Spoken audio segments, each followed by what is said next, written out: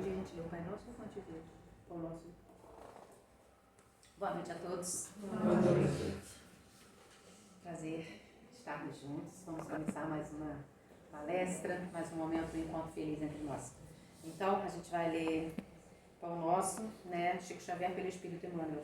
Normalmente a gente já convida o palestrante para aqui, mas como o sol está muito, como a luz está muito em cima da gente, ai meu Deus, pelo amor de Deus, vamos começar de novo. Como a luz fica muito em cima, eu passei para cá, Bruna, daqui a pouco você vem para cá, tá? Pão Nosso, Chico Xavier por Emmanuel, ok? Então, lição número 26, trabalhos imediatos. Apacentai o rebanho de Deus que está entre vós, tendo cuidado dele, não por força, mas espontaneamente, segundo a vontade de Deus, nem por torto e ganância, mas de ânimo pronto. Pedro 5:2. Naturalmente, na pauta das possibilidades justas, ninguém deverá negar amparo ou assistência aos companheiros, que acenam de longe, com solicitações razoáveis. Entretanto, constitui-nos obrigação atender ao ensinamento de Pedro quanto aos nossos trabalhos imediatos. Há criaturas que se entregam gostosamente à volúpia da inquietação por acontecimentos nefastos, planejados pela mente enfermiça dos outros e que provavelmente nunca sobreviverão.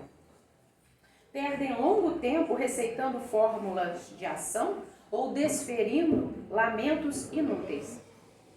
A lavoura alheia e as ocorrências futuras, para serem examinadas, exigem sempre grandes qualidades de ponderação. Além do mais, é imprescindível reconhecer que o problema difícil, ao nosso lado ou à distância de nós, tem a finalidade de enriquecermos a experiência própria, habilitando-nos a solução dos mais intrincados enigmas do caminho. Eis a razão pela qual a nota de Simão Pedro é profunda e oportuna para todos os tempos e as situações. Atendamos aos imperativos do serviço divino, que se localiza em nossa paisagem individual, não por meio de constrangimento, mas pela boa vontade, espontânea, fugindo cada vez mais aos nossos interesses particularistas e de ânimo firme e pronto para servir ao bem, tanto quanto nos seja possível. Às vezes, é razoável preocupar-se o homem com a situação mundial, com a regeneração das coletividades, com as posições e responsabilidades dos outros. Mas não é justo esquecermos-nos daquele rebanho de Deus que está entre nós. Então vamos lá, elevar o nosso pensamento a Deus, relaxar, respirar profundamente, abrir os nossos trabalhos com a nossa prece. Jesus, nosso mestre de amor e de bondade, nossa Mãe Maria, amado Pai que é Deus. Mais uma vez nos reunimos em Teu santo nome, buscando o Teu amor, a Tua paz e o Teu entendimento. Mais uma noite de terça-feira que nos reunimos aqui para ouvir o Seu Evangelho de amor. Estamos aqui nessa hora e meia para estudar, para compreender, para melhorar o nosso coração e ouvir palavras doces e boas que vão nos ajudar no dia a dia a escolhermos um caminho. O que nós queremos de verdade para nós? Sermos claros, objetivos, mansos, serenos. O que nós queremos nesses trabalhos imediatos, como estamos lendo aqui? O que nós queremos cuidando um pouquinho mais desse nosso coração, de tudo que está dentro de nós? O que estamos fazendo aqui agora é cuidar uns dos outros. Viemos aqui para ouvir a palavra doce e serena do Criador. O nosso Mestre Jesus, há mais de 2000 anos, nos trouxe essa palavra de amor, para dizermos, para continuarmos no caminho, para bater que a porta vai se abrir, para pedir que a gente vai obter. Ele deixou tanta esperança nos nossos corações e a gente não pode desanimar. Independente do que a gente vê ao nosso redor e além, que possamos abrir realmente o nosso coração para essa verdade de quem somos nós, do que estamos buscando aqui e como é que a gente pode fazer para melhorar a nossa evolução. Estar aqui nessa casa agora, ouvir essa palavra que a nossa doce amiga veio trazer, ajuda-nos a encontrar um caminho, discernimento, direcionamento, nessa busca que a gente tem dentro da gente, essa sede de verdade que a gente está seguindo com tanto ênfase. Aonde seguir, o que pensar, como fazer, como mudar, como eu consigo melhorar a mim mesmo para que eu possa ter no meu redor, né, uma vida melhor. Então, a gente agradece demais essa espiritualidade benfazeja que preparou esse ambiente para nós. A cadeira que você está sentado agora não é um acaso. A água que você vai beber, o passo que você vai tomar, o que você vai ouvir, tudo é preparado com muito carinho pela espiritualidade superior. Porque são eles que dirigem essa casa, são eles que dirigem os trabalhos. É a eles que a gente agradece esse amor infinito. E que realmente hoje possa fazer a diferença nos nossos corações. Que possamos sair daqui mais completos, mais humanos, mais verdadeiros, com o coração mais aberto realmente para essa mudança que a gente vem buscando. Que nessa noite possamos congregar essa paz verdadeira. Que possamos ouvir com ouvidos de ouvir e com o coração aberto. Que a nossa irmã seja ungida, que ela possa receber as boas influências, para que tudo possa ser passado da melhor maneira. Porque quem se propõe a fazer uma palestra também tem dentro de si a dúvida, será que vai dar certo? Será que eu vou conseguir falar o que eu estudei? Será que eu vou conseguir passar? Todos sentem isso, mas que todos possam ser bem recebidos. E essa espiritualidade maravilhosa continue trabalhando por nós, porque nós realmente precisamos, mais do que nunca, do seu amparo, do seu apoio e do seu amor. Então, doutor Bezerra de Menezes, equipe da noite, a gente agradece muito e pede a permissão para iniciar a nossa palestra com o nosso muito obrigada. Que assim seja, graças a Deus. Depois que eu falei do sol, né, gente? Demais. Bruna, por favor, venha. Então, vamos falar da palestra de hoje. Então, hoje vai ser Limites da Encarnação, Evangelho segundo o Espiritismo, é o capítulo 4, é o item 24. A nossa querida Bruna Ferraz é de Rio das Flores, do Grupo Espírita Isabel Monteiro. Querida, a palavra está com você. De nada. Boa noite. Boa noite. Estou aqui novamente nesta casa, a qual me sinto muito pertencente já. A gente é tão acolhida aqui, né? É muito bom estar aqui com vocês. Já agradeço antecipadamente o convite da casa, mais uma oportunidade de estudar, refletir e poder compartilhar com vocês essas reflexões. Então vamos lá.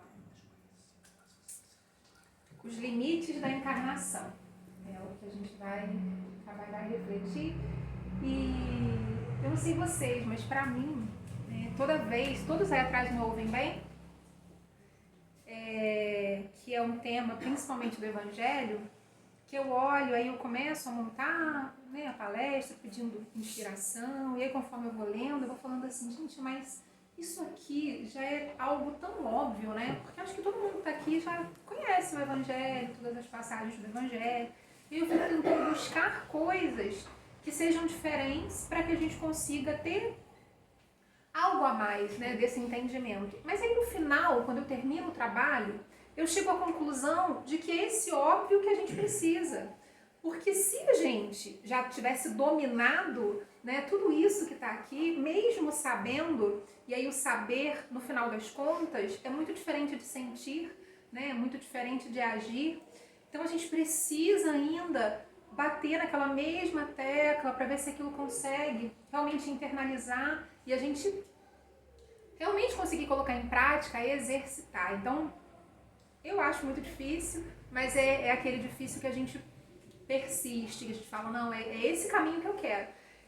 Inclusive a sua prece, ela já fez toda uma introdução de tudo que a gente vai refletir, que é muito tocante, né? Eu acho que já nos harmoniza, nos envolve para tudo que a gente vai conversar aqui, porque a gente até já sabe o caminho que a gente quer seguir, né? Acho que todo mundo aqui já fez uma escolha. O fato de estarmos aqui hoje, né, reforça isso, mas a questão é permanecer nesse caminho, né? Como caminhar este caminho? Então essas reflexões, elas são para nos auxiliar a refletir sobre esse caminhar, né? Estamos caminhando da forma mais honesta, sobretudo conosco, né? Então, para a gente começar tudo isso, eu trouxe aqui o trecho do Evangelho, que aí nós vamos ler juntos. Esse capítulo, né, o 4, no item 24. Quais os limites da encarnação? A bem dizer, a encarnação carece de limites precisamente traçados, se tivermos em vista apenas o envoltório que constitui o corpo do espírito, dado que a materialidade desse envoltório diminui a proporção que o espírito se purifica. Em certos mundos mais adiantados do que a Terra, já ele é menos compacto, menos pesado e menos grosseiro, e, por conseguinte, menos sujeito a vicissitudes. Em grau mais elevado, é diáfano e quase fluídico. Vai desmaterializando-se de grau em grau e acaba por se confundir com o perispírito. Conforme o mundo em que é levado a viver, o espírito reveste o invólucro apropriado à natureza desse mundo. O próprio perispírito passa por transformações sucessivas, torna-se cada vez mais etéreo, até a depuração completa, que é a condição dos puros espíritos. Se mundos especiais são destinados a espíritos de grande adiantamento, esses últimos não lhes ficam presos, como nos mundos inferiores. O estado de desprendimento em que se encontram lhes permite ir a toda parte, onde os chamem as missões que lhes estejam confiadas. Se se considerar do ponto de vista material a encarnação, tal como se verifica na Terra, poder-se-á dizer que ela se limita aos mundos inferiores. Depende, portanto, de um estado de o espírito libertar-se dela mais ou menos rapidamente, trabalhando pela sua purificação.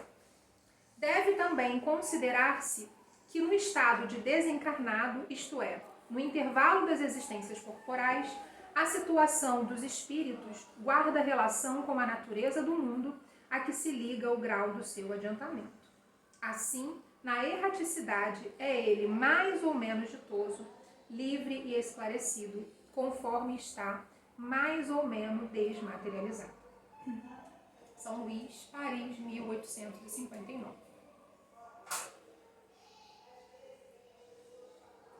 Então, por mais que a gente tenha esse conhecimento de como funciona, né, todo esse processo, acho que a gente ainda não consegue alcançar a dimensão, porque é aquilo que eu falei, saber é diferente de sentir. Então a gente já sabe a complexidade que é a encarnação. O processo de reencarnar, de estarmos aqui, o quanto o nosso espírito, assim como o perispírito, é preparado para isso. E aí, quando eu falo que a gente é diferente de sentir o que a gente sabe, que é difícil, é porque a gente acaba vivendo de uma forma que parece que às vezes invalida esse processo tão difícil, como se a gente não desse tanto valor a algo que foi preparado de forma tão grandiosa, pelas distrações que a gente tem, pelo tempo que a gente acaba desperdiçando, pela falta de cuidado com o corpo que a gente recebe, que qualquer coisa que esteja acontecendo no nosso corpo, a gente vai interferir também no perispírito, né? Ele vai receber todas essas influências, a forma como a gente cuida da nossa saúde, o quanto a gente intoxica esse corpo. O perispírito, ele recebe o impacto disso também. Então, a gente sabe que o espírito é eterno, a gente sabe que existe todo esse processo, mas a gente não cuida como deveria. E aí nos falta o quê? É o quê? Fé? É disciplina? Né? A gente ainda está muito infantil, né, nessa nossa trajetória espiritual, a gente é muito rebelde. Então, são questionamentos que a gente tem que começar a fazer para entender quais são os nossos reais impeditivos. Porque a gente tem o que precisa para mudar. Né? Joana de Ângeles fala muito sobre isso, a força do querer. Né? A gente usa muito pouco a força desse querer. Então, já começar com esses questionamentos, dessa incoerência entre aquilo que a gente sabe e a gente ainda tem tanta dificuldade de praticar, tem alguma coisa aí em quem somos, né, em quem estamos sendo construídos, para que a gente não consiga aproximar. Claro que não vai chegar ainda no 100%, não agora, nesse nosso momento encarnatório, mas a gente pode aproximar um pouquinho mais, né? A gente não precisa perder tanto tempo como a gente vem perdendo, né? Se a gente for parar para pensar, a gente perde muito tempo. Cada vez surgem mais desafios, né, nesse planeta de provas e expiações, e a gente parece que está se deixando meio que seduzir, né, por algumas, eu diria até algumas armadilhas, e aí a gente precisa estar mais consciente, né, mais desperto. Mas isso aqui, por exemplo, né, esse momento, essa reunião, estarmos aqui, quando eu vejo lá na nossa casa, a nossa reunião lá é amanhã, é às quartas-feiras, as pessoas chegando cansadas, a gente observa às vezes a pessoa ali fazendo força para ficar acordado, quase cochilando, porque está cansado, mas está ali. Então situações como essa mostram assim, poxa, a gente tem muito para acreditar, né? Existem muitas pessoas que estão caminhando junto com a gente e a gente vai se fortalecendo através disso, né? Então estar aqui dá muita esperança para a gente também. A reencarnação, né, é um caminho de evolução espiritual, a gente já entendeu. Cada existência é uma jornada de aprendizado e crescimento. Então a gente está aqui exatamente para isso, para aprender e para crescer. A gente está aqui para evoluir. A gente não veio para passear, a gente não veio para tirar férias. Eu vou lá dar uma descansada nessa encarnação. Não, a gente não veio para isso. Claro que no meio desse processo a gente pode fazer valer de uma maneira mais leve, né? A gente pode trazer alegria, pode trazer a felicidade, como a gente entende, mas a gente não veio aqui para brincar, a gente não veio aqui para ver série da Netflix, a gente não veio aqui para ficar se distraindo com o TikTok, né? A gente não veio também para juntar bens materiais, a gente veio para ver exatamente o resultado daquilo que a gente vem aprendendo, tanto que a gente tem toda uma preparação, a gente fica um tempo lá na erraticidade até ser preparado para estar aqui. E desejamos muito. A gente acha que não, né? Eu fico brincando, eu falo assim, não é possível, eu devo ter fugido de todas as formas e alguém me convenceu a estar aqui. Ou seja, eu tô me achando, né? Que alguém precisa me convencer, como se muito provavelmente eu não tivesse implorado para estar aqui. E aí a gente para e pensa assim, a minha evolução, porque o que parece uma vida longa, que nem é mais, né, gente? A gente tá passando tão rápido que a gente vê 80, 90, 100, passa assim, ó, no piscar de olhos. E a gente tem uma expectativa de vida hoje maior. Mas, para a espiritualidade, aqui é realmente, é literalmente um sopro. É algo muito rápido e que, quando a gente retorna muitas vezes, relatos, né, da própria espiritualidade, com aquele sentimento assim, poxa, se eu tivesse feito mais isso, eu não devia ter feito aquilo, por que eu perdi tanto tempo? É aquela hora que a gente chega em casa e você fala assim, eu vou tirar só um cochilinho. Aí quando vê, de 15 minutos, 30, quando vê passar-se 2 horas, você acorda meio perdido, né? Aquele tempinho que você chega e você fala, eu vou ver só uma mensagem, quando você vê, você ficou 3 horas. Então é aquele tempo que a gente sente que perdeu, eu acho que deve ser essa sensação, né? Pelos relatos que a gente tem, de retornar. E a gente lá na nossa casa, a gente está fazendo o estudo das obras de André Luiz, né? A Vida no Mundo Espiritual. Inclusive, segunda-feira a gente encerrou no Mundo Maior. É isso? Não, mentira. A gente vai entrar no Mundo Maior. A gente encerrou Obreiros da Vida Eterna. E a gente vai começar agora, na próxima semana, no Mundo Maior.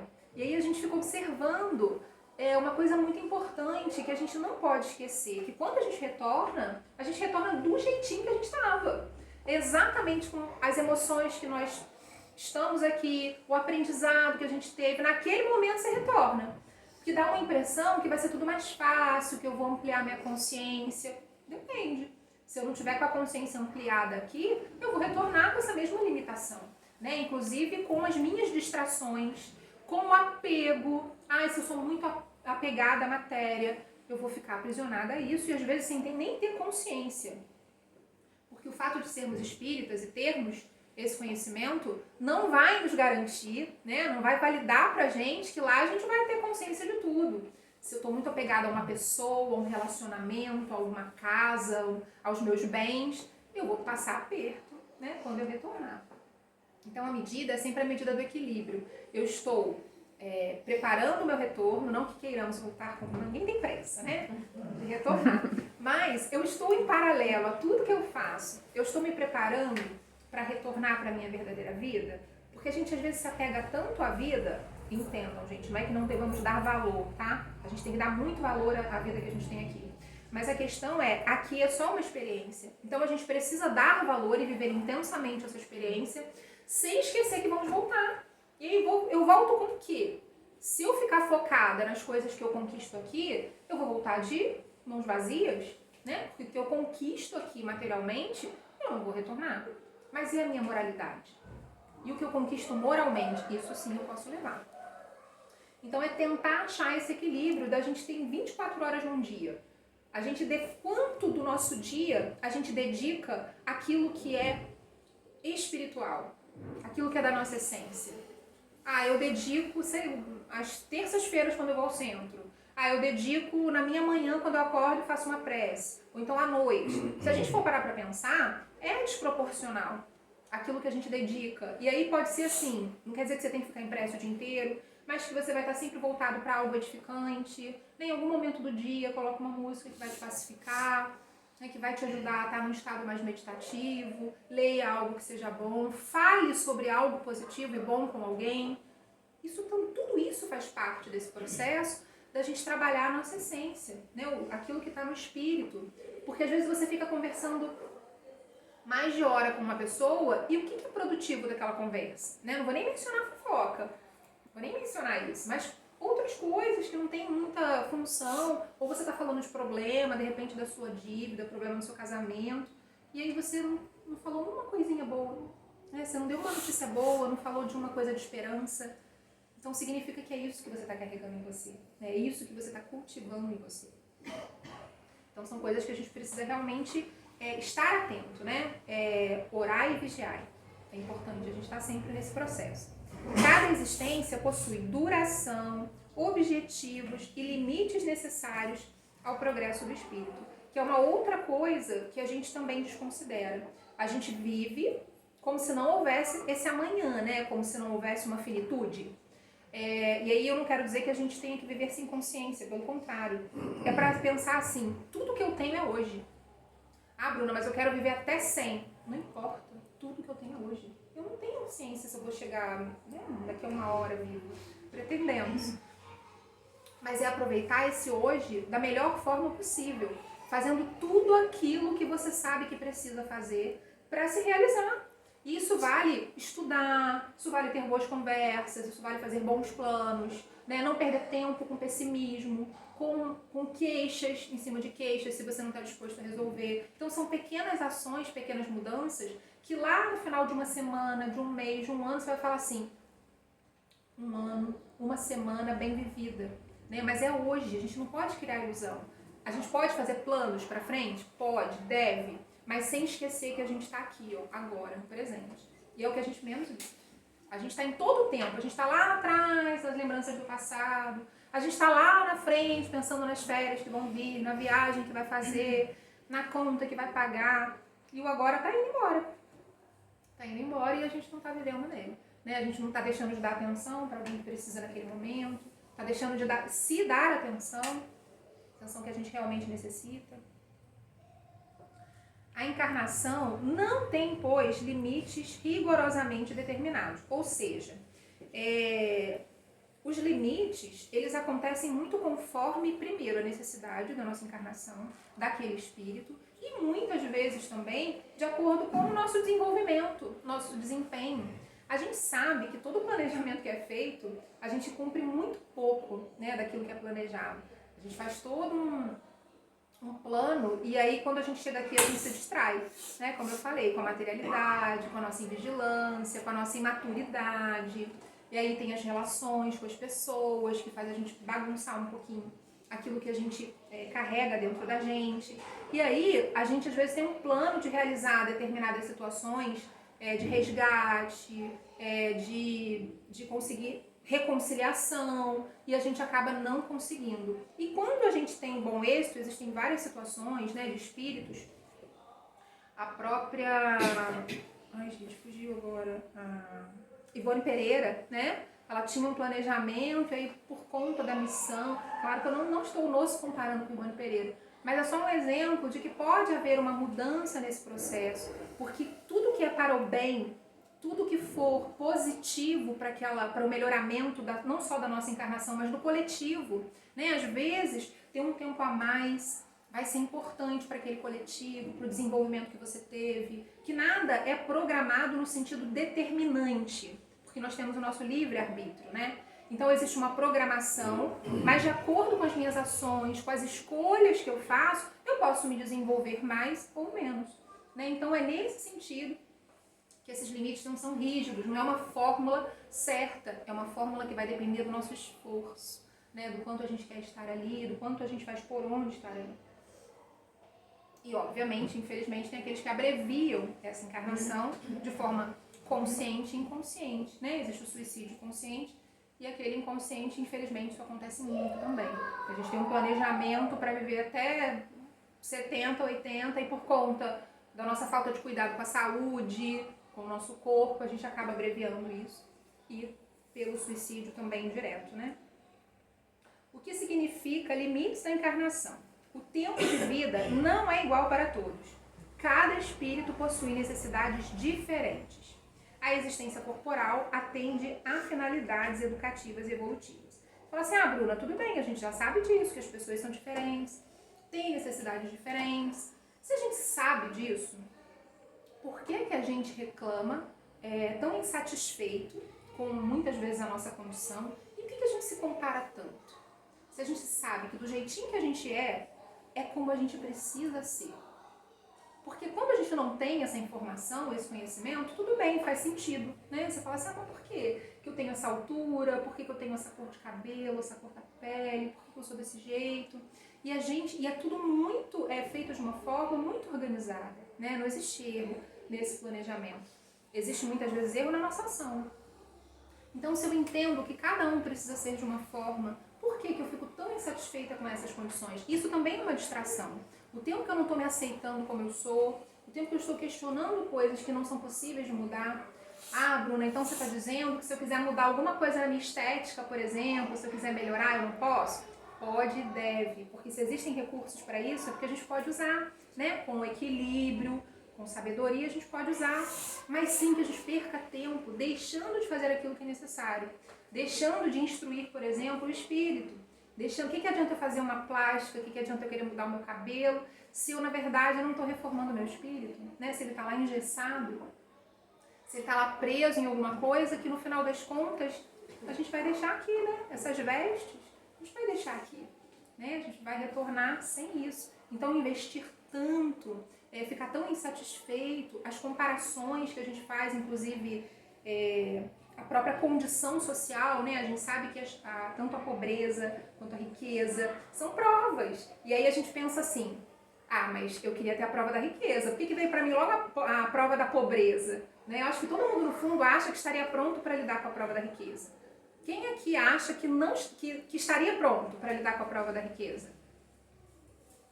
Ou todo mundo aqui já é rico? Desculpa, vocês são prósperos.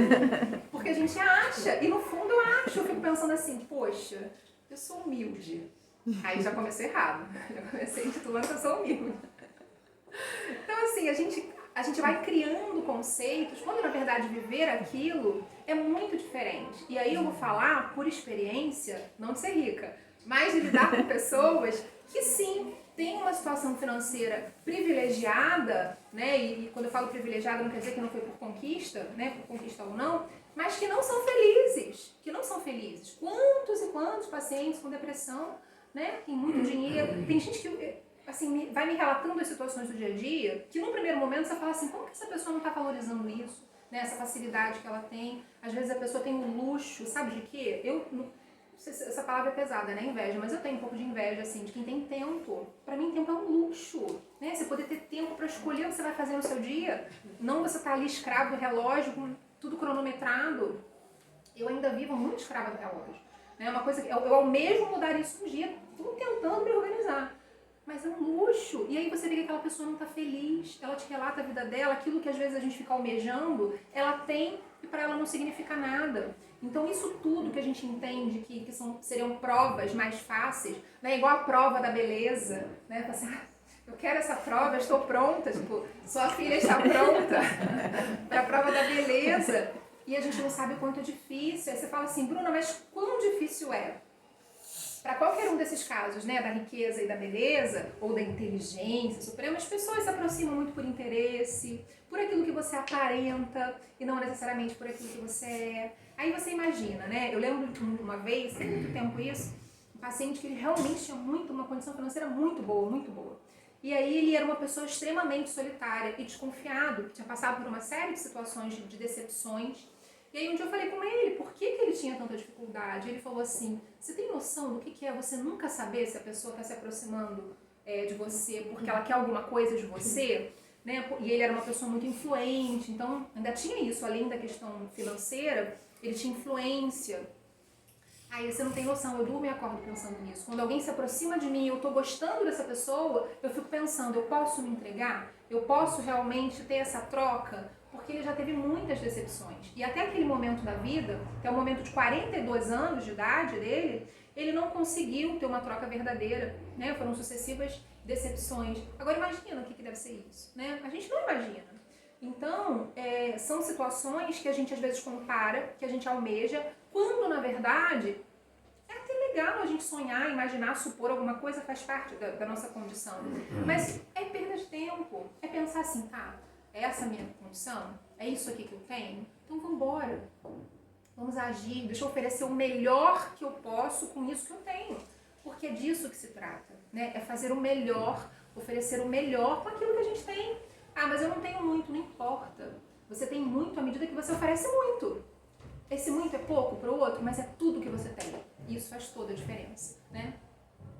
Então é entender que esses limites, eles são a necessidade exata que nós temos para desenvolver aquilo que a gente precisa, né? O orgulho, a vaidade, o egoísmo, a preguiça. Então a gente tem um monte de coisa que a gente precisa desenvolver. Então aquela característica, aquela condição é para a gente poder desenvolver determinadas características. E se a gente analisar lá no nosso íntimo, a gente nem precisa falar para ninguém, mas no nosso íntimo a gente vai ver que faz sentido, né?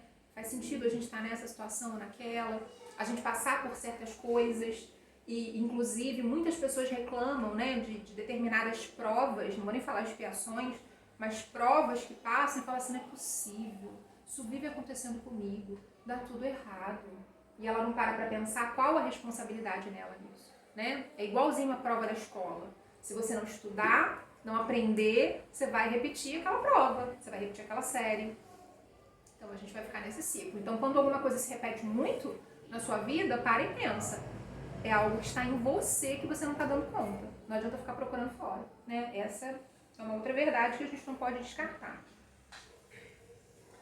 E aí temos a sabedoria divina, né? Nada acontece ao acaso, que a gente também sabe disso. Mas a gente quer saber disso quando é a nosso favor, né? Quando você tem um bom encontro, você está ali na rua, de repente, uma pessoa que você não vê há um tempão, você encontra essa pessoa e você abraça e fala, ai, nada é por acaso.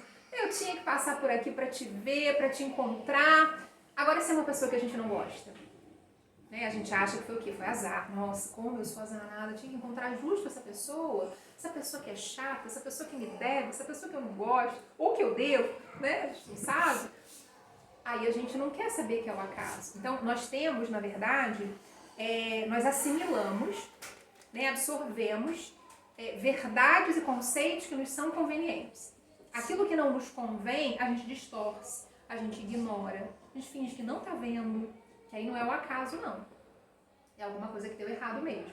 Então, o acaso é só quando nos convém, né? E quando, na verdade, é pensar o que essa situação está querendo me dizer. O que esta pessoa tem para me dizer nesse momento? Por que eu estou passando por isso? E não no sentido, ai, por que eu estou passando por isso? Né? É diferente a entonação. É tipo, ó, tem uma razão aqui. E quando a gente começa a trabalhar desse jeito, a gente está presente na vida que a gente tem. Quando a gente está só ignorando certas coisas, ou então prefere só reclamar daquilo que está acontecendo, a gente não está presente aqui. Né? A gente está só sendo como crianças teimosas, né? Crianças mimadas, que reagem a tudo que acontece. Quando, na verdade, a gente tem que acolher e transformar. Né? Acolher, entender e devolver. Transformando isso. Nem cedo, nem tarde. Né? Segundo o Espiritismo, o retorno ao plano espiritual ocorre no momento adequado às necessidades do espírito. Aí, aqui, é o retorno, principalmente aquele que foi programado, né? O tempo que a gente precisa para aquilo que a gente veio fazer. Aí tem essas situações que a gente acaba não agindo como deveria e abrevia esse tempo, né? Agora, quando acontece, por exemplo, um acidente, quando a gente não está falando de suicídio inconsciente, tá, gente? Falando de formas naturais. acontece um acidente, ou alguém muito jovem, né, desencarna, a gente fala assim, poxa, tinha tanta vida para viver, queria tanto viver, né, a pessoa sofreu esse acidente, que desastre, foi uma tragédia. Não foi como precisava ser, no tempo que precisava ser. Aí a gente conta sempre, quando a gente está diante de uma situação de muito sofrimento, com a misericórdia divina, né, que a gente nunca é desamparado. Então aquele sofrimento, às vezes, que a gente acha que aquele espírito passou, ou que a gente vai vir a passar, a gente é poupado. Né? Quantos relatos de espíritos que eles recebem ali um cuidado na hora de um grande desastre, né? Uma catástrofe, ou uma dor muito profunda, de serem poupados, né? Por conta da misericórdia de Deus. Porque se não fosse assim, né? A gente não tivesse esse tipo de amparo e cuidado, a gente teria um Deus que é sádico, né? E exatamente porque Ele é bom e justo infinitamente, que a gente passa por essas situações todas de sofrimento, de dor, com muito amparo, em todos os sentidos, desde irmãos encarnados, que a gente encontra a todo instante, até espíritos desencarnados, até nossos mentores, que estão sempre ali, facilitando, velando por nós. Aí depende de termos olhos de ver, ouvidos de ouvir. Né? Para a gente perceber aquilo que não é palpável, aquilo que muitas vezes os olhos físicos não vão conseguir ver. Mas é aquele momento que você acha que não vai dar conta, que você não vai aguentar, e aí vem o refrigério. Alguma coisa para te dizer assim, desiste não, a gente está aqui, vai dar certo. E aí aquela situação, quando a gente menos espera, passa. Né? Passa. Aquilo que a gente achava que ia nos destruir, passa. E aí a gente vê que o amparo existe a todo instante. A duração da vida física está subordinada às leis divinas, né? Tudo tem uma organização, tudo tem uma coordenação. E aí vem o livre-arbítrio e as consequências. Embora existam planejamentos espirituais, o ser humano possui liberdade para agir, né? Que eu falei a questão do livre-arbítrio, relativo também. Nosso livre-arbítrio, ele é condizente com a nossa maturidade espiritual e emocional. Logo, entendemos que ele não é muito amplo, né? Por culpa, vou trocar culpa por responsabilidade nossa. Então, se a gente tivesse mais maturidade espiritual e emocional, a gente teria mais, assim, poder de ação. Então, é igual a criança, o adolescente, o adulto. Aí a gente acha que quando é criança, adolescente, a gente vai chegar lá na fase adulta, a gente vai ter todas as respostas, né? Fala assim, ai, quando eu crescer eu vou saber tudo. Aí a gente chega aqui na fase adulta e fala, poxa, ninguém me contou a verdade. Né? Que a gente continua com a mesma vontade de procurar o colo da mãe, o colo do pai, e perguntar o que eu faço agora. A gente descobre que não é assim. E não é diferente na vida espiritual. Então a gente ainda precisa desse colo de mãe, colo de pai, que é exatamente a orientação que está onde? Né? Nos livros edificantes, no Evangelho, no livro dos Espíritos. Isso também pode ser o que a gente precisa. O conselho que a gente fala, e agora, o que eu faço? Né? Vai lá, lê o Evangelho. Fala, Bruna, mas a resposta vai estar no Evangelho? Não exatamente ali, mas ele vai ser o caminho, o canal que vai te ligar aquilo que você precisa, se tiver olhos de ver e ouvidos de ouvir. Né? Então as escolhas, elas podem abreviar ou prolongar determinadas existências. E aí vai de experiências. E aí vai realmente depender daquilo que a gente consegue processar. Tipo, tem gente que chega num determinado momento da vida, lá no auge de seus 80 anos, você fala assim, ó, pessoa sábia, e ela não aprendeu nada. Mas não porque ela não seja capaz, mas porque ela não quis. Ela não quis aprender. Né? Uma outra coisa que eu falo muito, a gente ouve essa frase como se fosse algo automático. O sofrimento ensina. Né? O sofrimento ensina? Ensina, se a gente quiser aprender.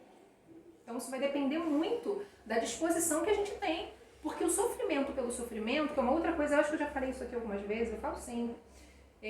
Quem não é espírita, principalmente, me questiona muito isso. Fala assim, mas vocês ficam cultuando o sofrimento, como se o sofrimento fosse bom. Gente, claro que não é bom o sofrimento, mas ele existe. A gente vai negar que o sofrimento existe? O ponto aqui é não estar em negação.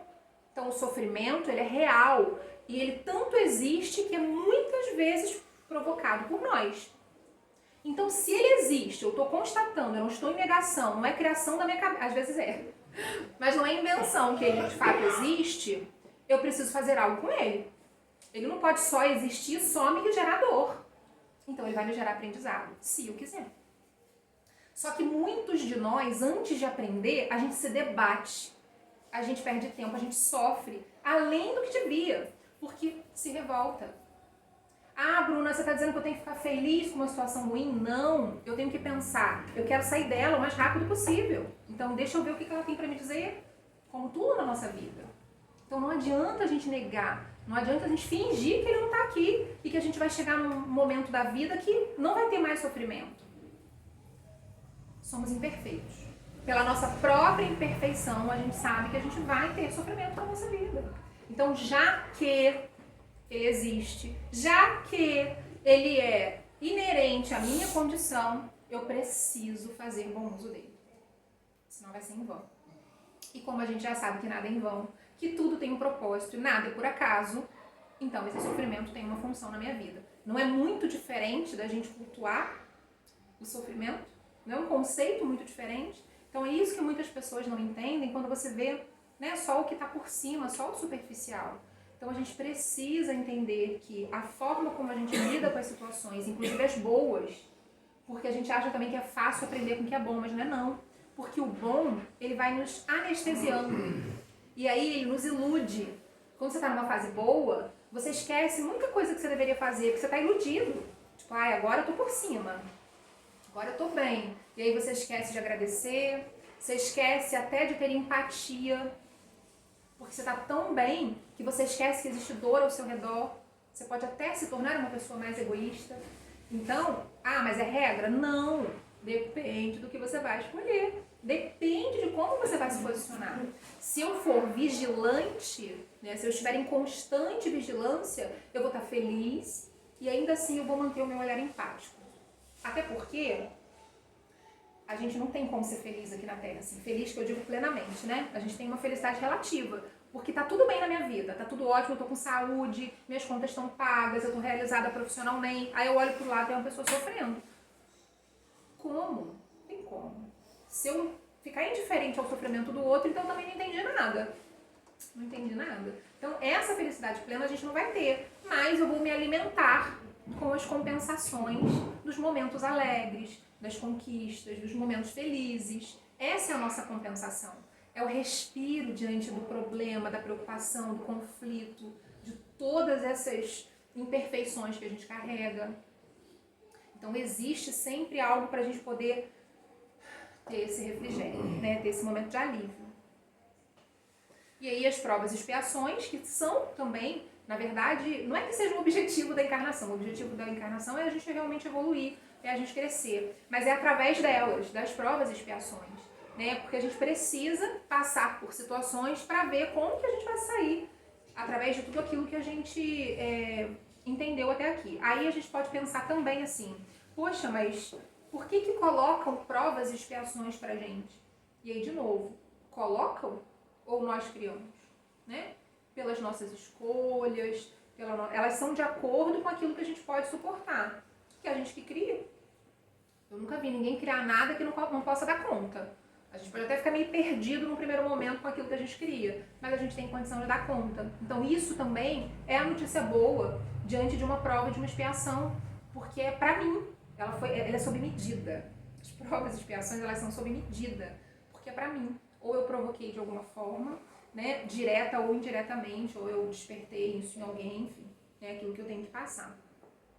Então algumas existências são mais longas, outras mais breves, e cada encarnação traz aprendizados específicos, que aí não tem essa comparação. Só que se a gente for parar para perceber, tem essas diferenças, né, particulares, quando a gente olha a vida de cada um pensa de um jeito, é de um jeito. Mas, se a gente for analisar, quando você senta num grupo, por exemplo, de terapia, alguém já participou de terapia de grupo? O que você percebe na terapia de grupo? Que as pessoas vivem coisas parecidas, né? E até na própria vivência de uma casa espírita ou de um lugar, um templo religioso, quando você senta e compartilha aquilo que você está sentindo, tem um monte de coisa que você jura que é só você que sente. Umas maluquices que é só você que pensa. E que depois, quando você começa a conversar com as pessoas, você fala, olha, olha, ele também sente assim, ele também vive isso. Então, o que acontece? Nós temos diferenças, porém, a gente está mais ou menos no mesmo nível. Não tem ninguém muito melhor que o outro, não tem ninguém muito pior que o outro. Tem aquele que controla mais e controla menos os seus impulsos, as suas características e as suas emoções. Então, a gente sente mais ou menos a mesma coisa. É mais ou menos o mesmo nível de inveja, de egoísmo, de orgulho. Só que uns estão mais preparados, porque se prepararam, para controlar que outros. Então, isso também dá um norte pra gente, da gente não ficar se achando, nossa, eu tô lá embaixo, eu tô atrasado, eu sou o pior, eu sofro mais que todo mundo. Não, tá todo mundo ali, né? Então, compartilhar também é importante por isso, porque a gente consegue ter essa troca, né? Esse momento que acaba sendo muito positivo. E aí tem as reencarnações breves, que é aquele caso que eu falei, um bebê, uma criança, que injusto. Nessas situações, e realmente é mais difícil a gente lidar com a desencarnação nessas situações, né? Quando há um aborto, por exemplo, aquele filho muito esperado, mas aquele tempinho que ele precisava estar ali, tanto para a vivência dele, quanto aquilo que ele precisava, a experiência que aquele pai, aquela mãe, aquela família precisava ter. Aquela criança que a gente vê que tinha uma vida longa pela frente, uma vida material. Ele perdeu a vida material longa que a gente idealizou. Mas a gente não sabe o que estava programado para aquele espírito, né? Para o retorno dele. Então a vida dele continua longa, né? Como a nossa. É a vida eterna. Então confiar nisso não vai fazer com que a gente não sinta a partida daquele ente querido, ou daquela pessoa, às vezes a gente nem conhece, né? Vê no noticiário uma criança que desencarnou em determinadas condições, a gente fica ali compadecido. Mas a gente não pode deixar isso virar motivo de desesperança ou desespero. Pelo entendimento que a gente tem um conforto. Que aí a gente vai ter que lidar o quê? Com a saudade.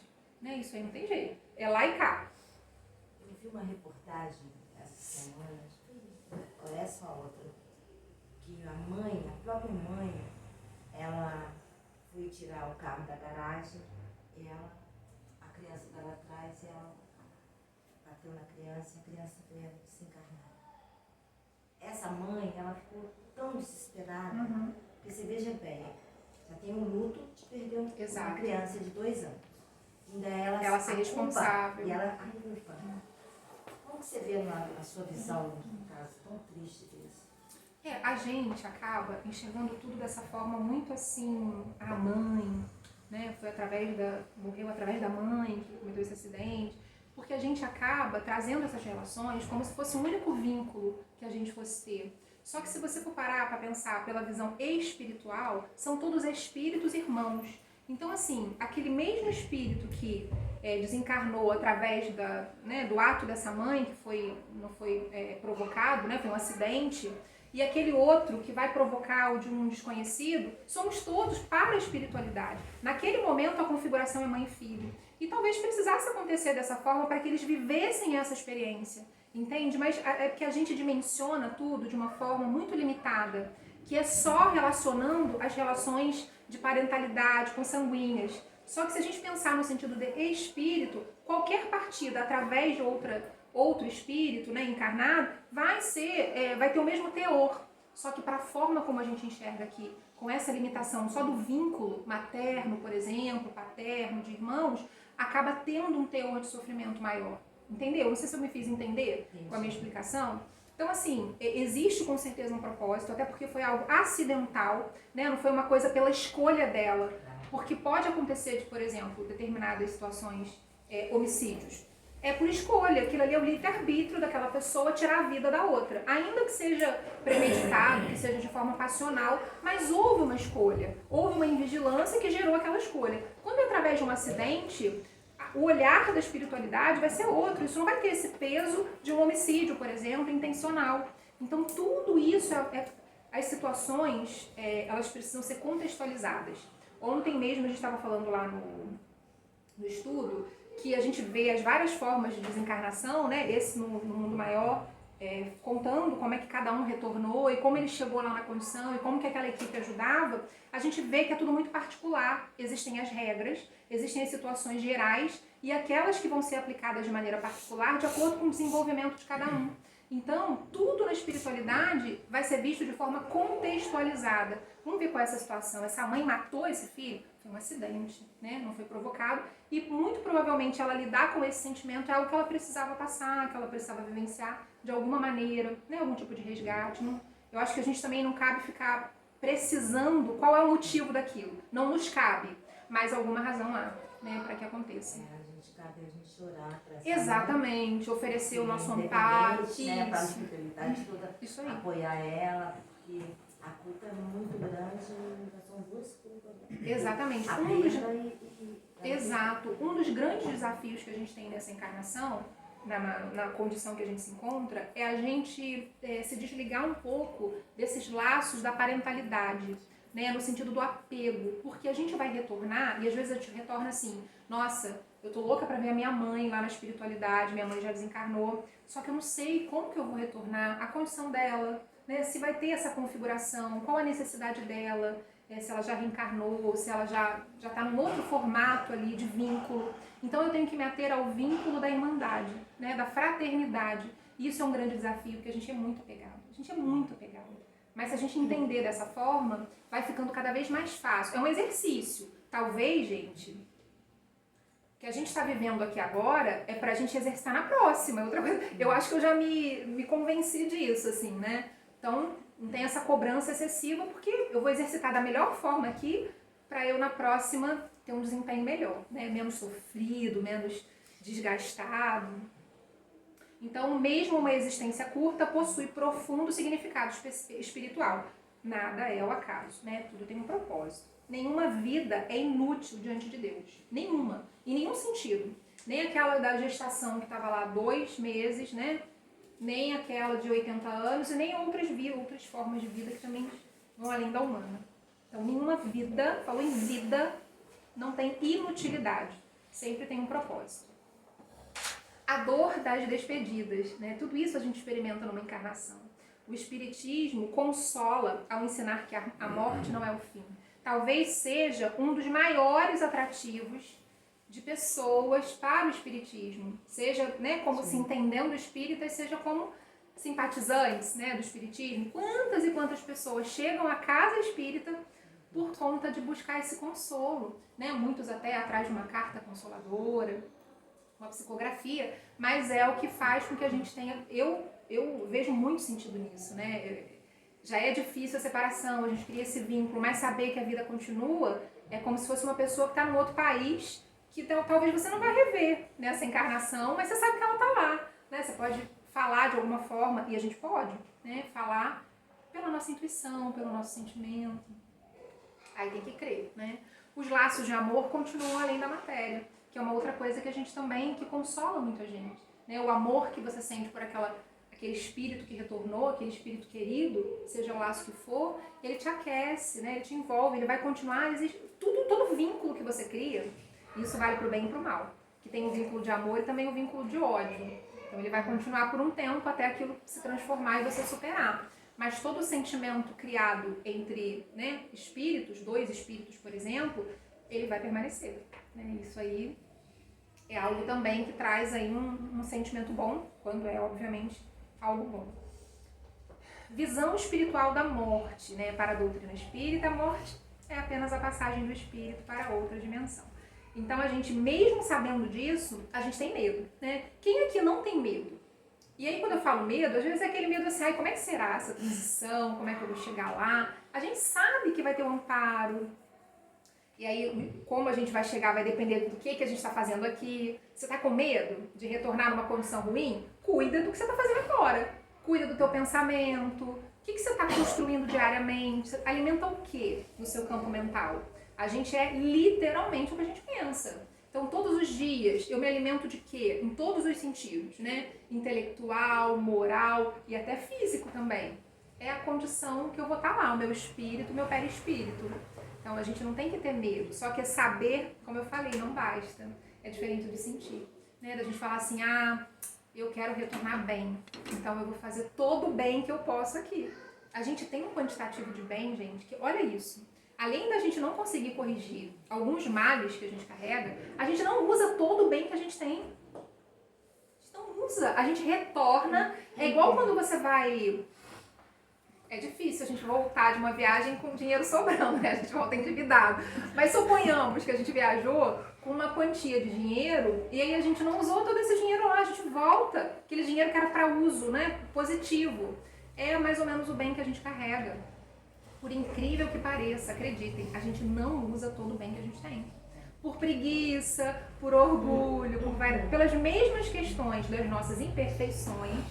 Então, além de não corrigir a imperfeição, a gente não usa todo bem. A gente volta ali com um quantitativo, você fala, ai, tinha um tanto de amor aqui que eu podia ter usado, tinha um tanto de perdão aqui, tinha um tanto de carinho que eu podia ter dado.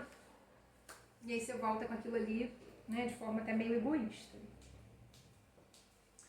Jesus nos ensinou que a verdadeira vida é espiritual. Será que a gente sabe disso mesmo? Será? A existência material é transitória, mas a alma é imortal. É a transição que a gente se apega de um jeito que é como se fosse tudo que a gente conhece. A gente sabe que isso aqui é só uma experiência, mas a gente se apega como se fosse tudo que a gente tem. E isso também faz a gente errar muito.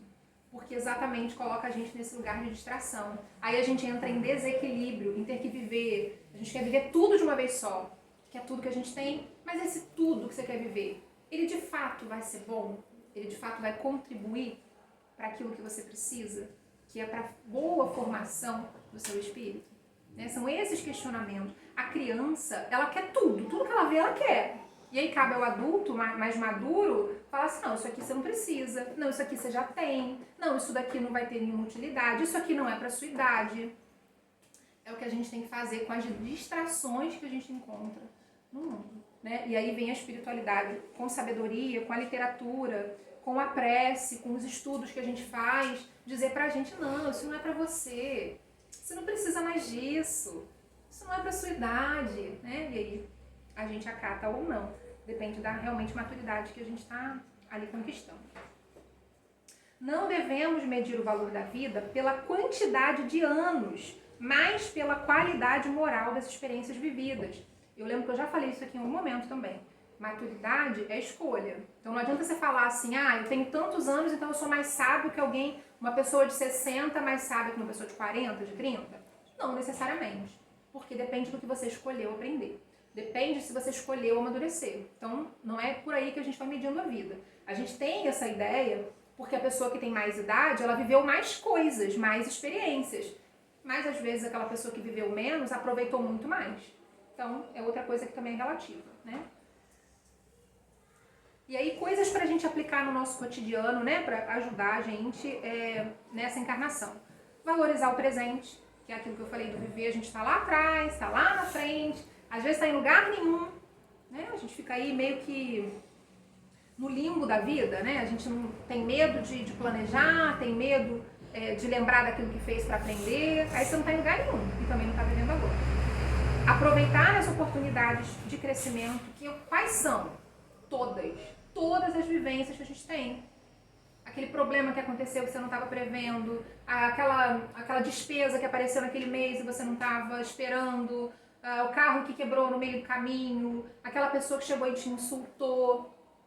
Então, assim, a gente tem que aprender com as experiências. E é curioso que quando a gente se deixa levar por uma emoção muito forte, muito negativa, e depois a gente acaba se arrependendo profundamente, sabe? E é aquele dia que a gente fala assim, é meu dia de fúria, mas esse dia não compensa. A gente pode viver, mas tem que tirar um aprendizado disso, porque na verdade o dia de fúria que a gente tem, que na verdade parece que é contra o outro, desestabiliza quem a gente é, nos desestrutura, baixa o nosso padrão vibratório, né? E isso faz com que a gente demore a voltar àquilo que precisa. Então tudo é oportunidade e a gente tem que ficar mais atento às coisas ruins, porque são as que nos desestruturam, desequilibram mais facilmente, né? Cultivar o amor e o perdão, isso aí é infalível, é aquilo que a gente sabe que eu posso fazer um monte de coisa, mas deixa eu ali rapidinho cultivar o amor e o perdão. Aí você vai, faz mais um monte de coisa, e deixa eu cultivar mais um pouquinho o amor e o perdão. Isso é infalível, sempre vai ser útil para a nossa evolução. Desenvolver fé e serenidade, né? Fé é confiar, fazer a nossa parte e confiar. Confiar de braços cruzados também é ilusão. Você vai só se frustrar. Você fala assim, poxa, nada, ninguém me ajuda aí, ninguém faz nada por mim. Você está fazendo o quê? Qual que é a sua parte? não tem o que fazer, né? Então, são coisas que ajudam a gente a tomar nota daquilo que a gente tem que fazer no dia a dia. A reencarnação revela a justiça e a misericórdia divina.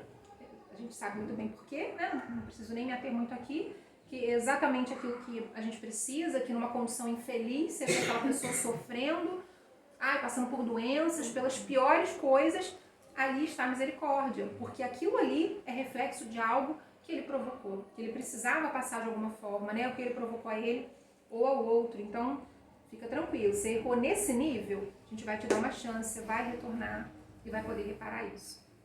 E sempre haverá novas oportunidades, todos os dias. Bruna, eu perdi hoje, eu desperdicei meu dia. Tranquilo, amanhã tem mais.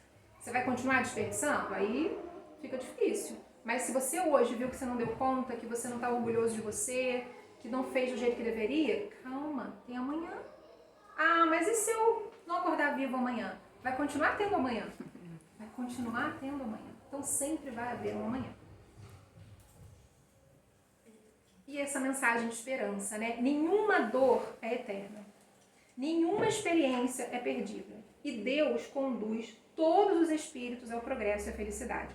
Quer esperança maior? Nenhuma dor é eterna, ou seja, toda essa dor que eu acho que é imensa, que eu acho que vai me destruir, ela vai passar. Isso nos dá muita esperança. Tenha só um pouquinho de paciência, que ela vai durar o tempo que você precisa para aprender. Nenhuma experiência que eu vivi é perdida.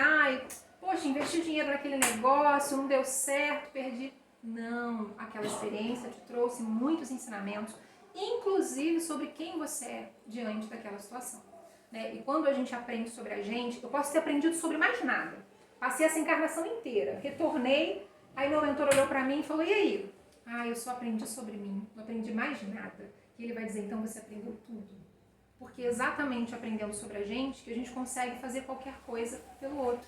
Então a gente está aqui exatamente para a gente ter condição de acolher bem, de amar mais. E se eu não entender como eu funciono, não tem como isso acontecer. Então se numa encarnação inteira eu aprendi sobre mim e como eu funciono, está valendo e muito.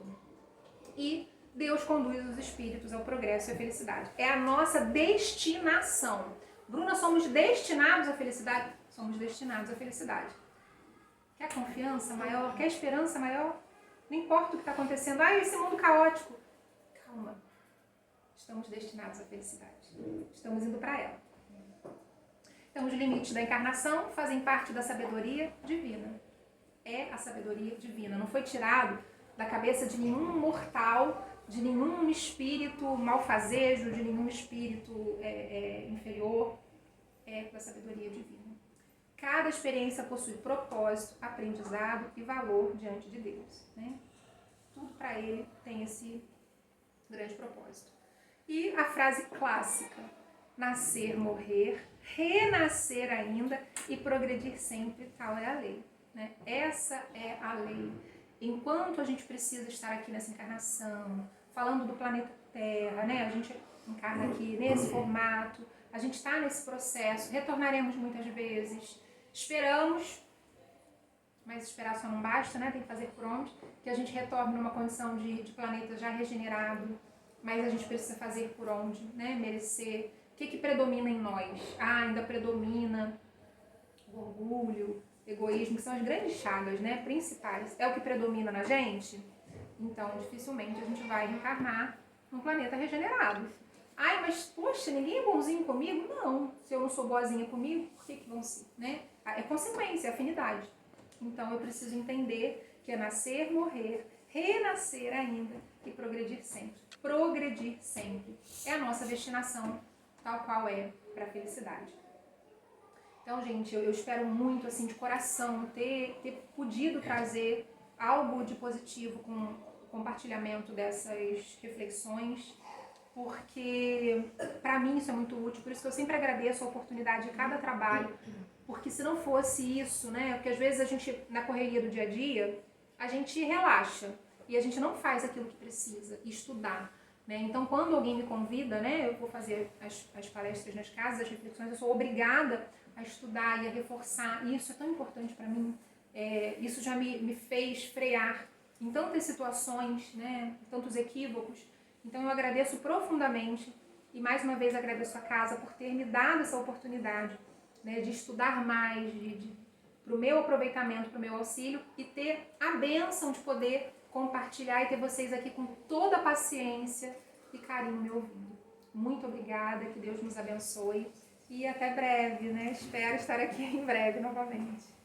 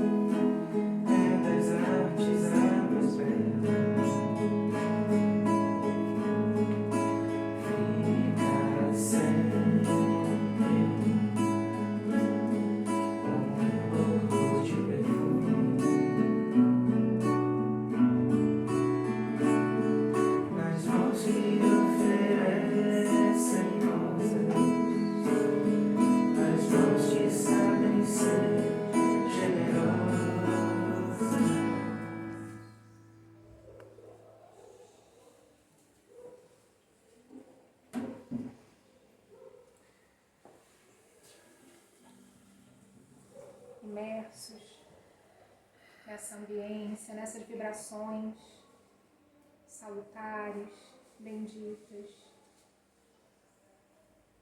para evitar distrações, aqueles que desejarem fechar seus olhos, para abrir os olhos da alma, do espírito, em condições de nos voltarmos para tudo aquilo que é essencial. Pedimos humildemente a Jesus, nosso Mestre bondoso, amigo, consolador, para que esteja conosco em todas as horas do dia, em todos os momentos, do acordar, ao adormecer, ao sonhar. Que façamos de Jesus a nossa referência, que consigamos buscar nele todo o alimento espiritual que precisamos para nutrir nossos espíritos, muitas vezes enfraquecidos, sedentos de amor, de paz, de esperança. E que diante da fome que muitas vezes nos encontramos, fome do espírito, não nos deixemos distrair por uma nutrição insatisfatória, pelas paixões que nos enchem, mas não nos preenchem. Pedimos a Jesus que nos auxilie na nossa caminhada, na nossa trajetória, nos fortalecendo, e que através desse fortalecimento, desses aprendizados, saibamos nos voltar para os nossos irmãos com um olhar mais misericordioso, menos julgador, mais indulgente. Que possamos ser para os nossos irmãos aquilo que desejamos que sejam para nós. Pedimos também por todos aqueles que sofrem com doenças do corpo e da alma, por todos aqueles que se encontram encarcerados nas prisões, do sistema prisional, nas camas dos hospitais, na própria mente, pelos seus vícios comportamentais.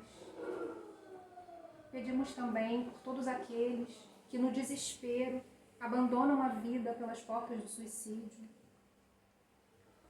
Que todos esses irmãos possam ser amparados e socorridos. Que possamos pensar em espíritos queridos, encarnados e desencarnados, que neste momento precisam do amparo, cada um de acordo com a sua vivência, com a sua realidade, com o seu grupo familiar, de amigos, que o nosso pensamento possa alcançar estes irmãos e eles possam ser envolvidos por este amor e esta presença que desfrutamos neste momento. Que tenhamos todos uma semana abençoada, produtiva, que tenhamos coragem e bom ânimo para colocar em prática todo esse conhecimento que temos adquirido. Com este sentimento de muita gratidão, encerramos aqui a primeira parte dos trabalhos desta noite, dando graças a Deus, graças a Jesus.